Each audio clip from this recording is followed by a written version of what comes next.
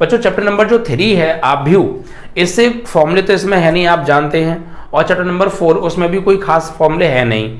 तो इसीलिए हमने चैप्टर नंबर 3 से जितनी भी इंपॉर्टेंट बातें हो सकती हैं जो आपको सवाल निकालने में मददगार साबित होंगी, वो सारी जो इंपॉर्टेंट नोट्स हैं वो हमने बोर्ड पर लिख लिए हैं।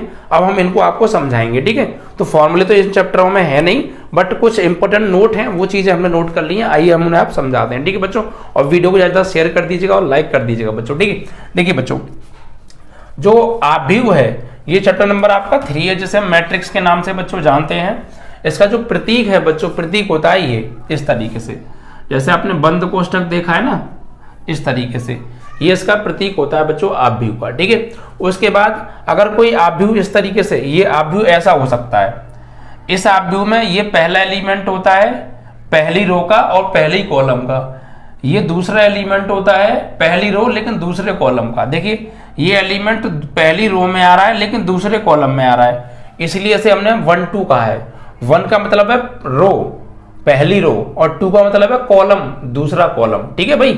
तो पहली रो दूसरे कॉलम में आ रहा है, ये पहली रो तीसरे कॉलम में आ रहा है एलिमेंट, ये दूसरी रो पहले कॉलम में आ रहा है, ये दूसरी रो दूसरे कॉलम में आ रहा है, ये दूसरी रो तीसरे कॉलम में आ रहा है, और ये तीसरी रो पहले कॉलम में, तीसरी रो दूसरे कॉलम में, तीसरी रो तीसरे कॉलम में आ रहा है। इन नंबरों का मतलब ये है, ये नंबर हमें ये बता रहे हैं कि इन एलिमेंट की जो पोजीशन है, जो स्थिति है वो कहां पर है।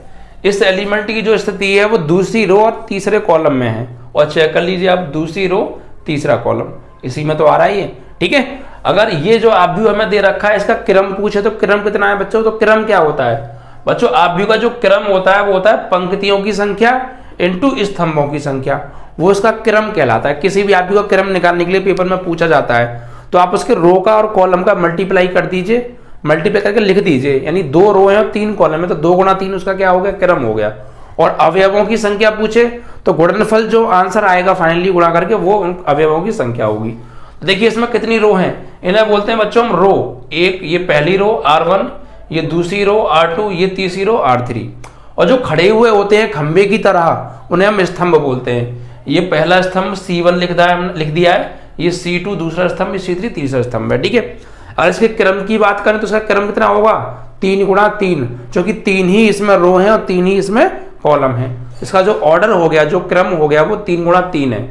अगर ये पूछा कि इसमें कुल कितने अवयव होंगे, तो पंक्ति और स्तंभों की संख्या का गुणा कर दो, 3 ही रो है 3 ही कॉलम है, 3 तिया 9 अवयव होंगे इसमें कुल मिलाकर, 3 3 6 3 तिया 9 अवयव हो गए या नहीं हो गए, ठीक है।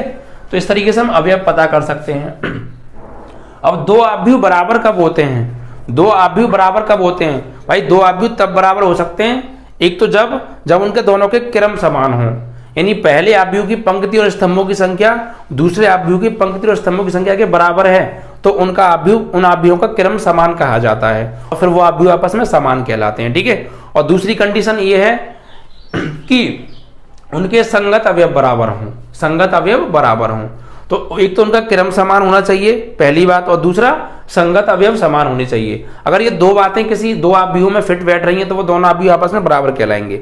फिर सुन लीजिए, 2 आव्यूह बराबर हम तभी कह सकते हैं जब उनका क्रम समान हो और उनके संगत अवयव बराबर हों, तो वो आव्यूह समान आव्यूह कहलाते हैं, ठीक है। और फिर संगत अवयव हम बराबर भी रख सकते हैं तुलना करके, ठीक है।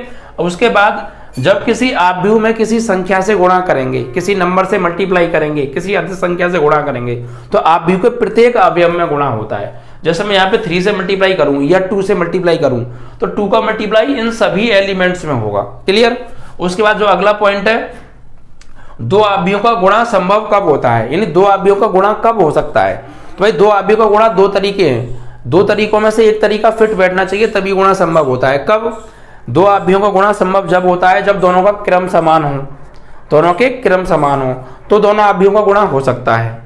अगर दोनों आव्यूह के क्रम समान नहीं है तो पहले आव्यूह के स्तंभों की संख्या और दूसरे आव्यूह की पंक्तियों की संख्या आपस में जरूर बराबर होनी चाहिए, ठीक है। तो 2 तरीके से हम 2 आव्यूहों का गुणा कर सकते हैं, 2 रूल हैं, उनमें से कोई एक रूल जरूर फिट बैठना चाहिए। एक तो दोनों आव्यूह वर्ग आव्यूह हों, यानी उनका क्रम समान हो, ठीक है, तो उनका हम गुणा कर सकते हैं। और एक जब पहले आव्यूह के स्तंभों की संख्या दूसरे आव्यूह की पंक्तियों की संख्या बराबर हो, ठीक है, यानी पहले का सेकंड और दूसरे का फर्स्ट आपस में समान होना चाहिए तो उनका गुणा संभव होता है, ठीक है।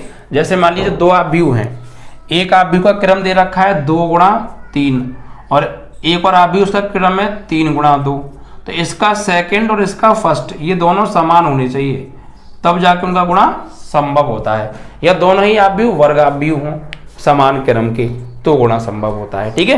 तो ये गुणा कब हो सकता है उससे संबंधित दोनों मैंने नोट्स थे वही बोल दिए हैं, ठीक है।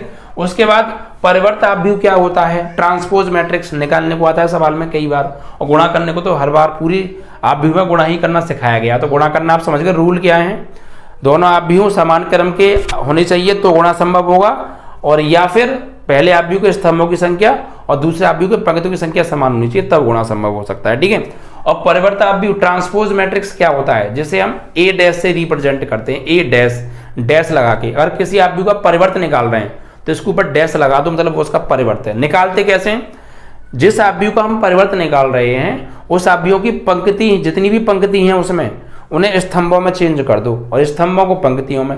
वैसे इस पंक्तियों को जब हम स्तंभों में चेंज करेंगे तो जो स्तंभ है वो अपने आप पंक्ति में चेंज हो जाएंगे। कुल मिला के किसी आव्यूह का परिवर्त अगर हमें निकालना है तो उसके पंक्तियों को स्तंभों में और स्तंभों को पंक्तियों में चेंज कर देते हैं, तो वो जो आव्यूह प्राप्त होता है चेंज करने के बाद वही उस मूल आव्यूह का परिवर्त आव्यूह कहलाता है, जिसे हम ट्रांसपोज मैट्रिक्स के नाम से जानते हैं। क्लियर बच्चों। दूसरा सममित आव्यूह क्या होता है, तो सममित आव्यूह दो तरह के आव्यूह होते हैं, एक तो सममित आव्यूह होता है और एक होता है विषम सममित आव्यूह। ये बात नोट कर लीजिए कि दोनों तरीके के आव्यूह होने के लिए वो आव्यूह पहले तो वर्ग आव्यूह होना चाहिए, या तो वो सममित की बात करें या हम विषम सममित की बात करें। शर्त ये है कि दोनों में ही आव्यूह जो भी है वो वर्ग होना चाहिए। इट मीन्स उसके रो और कॉलम की संख्या आपस में समान हो, जिसे हम वर्ग आव्यूह कहते हैं, ठीक है। तो सममित आव्यूह क्या होता है, ऐसा वर्ग आव्यूह, ध्यान दीजिएगा वर्ग आव्यूह शब्द जरूर बोल रहा हूं क्योंकि वर्ग होना आवश्यक है। वर्ग नहीं हुआ, वर्ग आव्यूह नहीं हुआ वो, तो फिर उसका परिवर्तन जो है वो सममित आव्यूह नहीं हो सकता है, ठीक है। तो ऐसा वर्ग आव्यूह जिसका परिवर्त उसी के बराबर हो। अगर कोई आव्यूह ए है और उसका परिवर्त जो है ट्रांसपोज, अगर कोई आव्यूह ए है और उसका जो परिवर्त है ए डैश उसी के बराबर आ जाए तो हम इस ए को कहेंगे जो है सममित आव्यूह, क्योंकि इस ए का परिवर्त इसी ए के बराबर है। तो ये जो आव्यूह है ए, ये परिवर्त वो कहलाएगा आपका सममित आव्यूह कहलाएगा, ठीक है। विषम सममित आव्यूह स्क्यू सिमेट्रिक मैट्रिक्स, इसे हम क्या बोलते हैं, ऐसा वर्ग आव्यूह जिसका परिवर्त उसी के ऋणात्मक के बराबर हो। अगर कोई आव्यूह है हमारे पास ए, उसका अगर हम परिवर्त निकाल रहे हैं ए डैश, तो वो ए डैश जो है उस ए के ऋणात्मक के बराबर आना चाहिए, तो उसे हम बोलते हैं स्क्यू सिमेट्रिक मैट्रिक्स। यानी कि किसी आव्यूह ए का परिवर्त उसी के ऋणात्मक के बराबर आना चाहिए, तो स्क्यू सिमेट्रिक मैट्रिक्स कहलाता है, ठीक है। अगला, जब किसी आव्यूह को सममित तथा विषम सममित आव्यूह के योगफल के रूप में लिखना हो, ये सवाल में कई बार सवाल ये आया भी है कि कोई आव्यूह आपको दे दिया और कहेंगे इसको सममित और विषम सममित आव्यूह के योगफल के रूप में लिखो, तो कैसे लिखेंगे, तो फिर आप उसे ऐसे लिखेंगे 1/2 ब्रैकेट में a plus A dash plus a minus A dash, या फिर ऐसे भी लिख सकते हैं इसको। बस आपको करना क्या होगा, ए तो तुम्हें दिया होगा, ए डैश निकालना होगा, फिर a प्लस ए डैश निकालना होगा, उसमें 2 से भाग दे देना, a माइनस ए डैश निकालना होगा, उसमें 2 से भाग दे देना, और जो भी रिजल्ट मिले उन्हें जोड़ देना, आपका आंसर आ जाएगा, ठीक है। ये चीज आपको निकालनी होगी जब किसी आव्यूह को सममित और विषम सममित आव्यूह के योगफल के रूप में आपको लिखने को कहे सवाल में, ठीक है। उसके बाद देखिए ये कुछ रूल हैं, ये आपको पता होनी चाहिए कि दो आव्यूहों का जोड़ हो या घटाव हो, उनका जो होल डैश होता है उनके अलग अलग डैश के योगफल के बराबर होता है। यानी दो आव्यूह हैं a प्लस बी, तो a प्लस बी का जो होल डैश है वो a dash plus B dash के बराबर होता है, या माइनस भी हो सकता है, a माइनस बी का जो होल डैश होता है वो a dash minus B dash के बराबर होता है, ठीक है।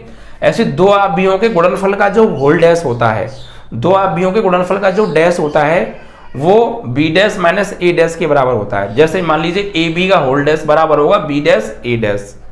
ऐसी पी क्यू का होल डैश की बात करें तो Q dash into P dash, जिस प्रकार ए बी का होल डैश बराबर है बी डैश इंटू ए डैश के, उसी प्रकार पी क्यू का होल डैश बराबर होगा Q dash into P dash. Q पहले आएगा, पी बाद में जाएगा, ये बात ध्यान रखिएगा, ठीक है।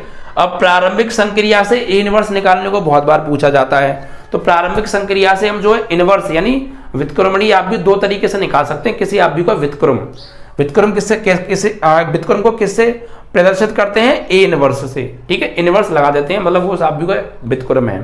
तो किसी भी आव्यूह का व्युत्क्रम अगर प्रारंभिक संक्रिया से निकालने को आता है सवाल में, तो आप उसको दो तरीके से निकाल सकते हैं।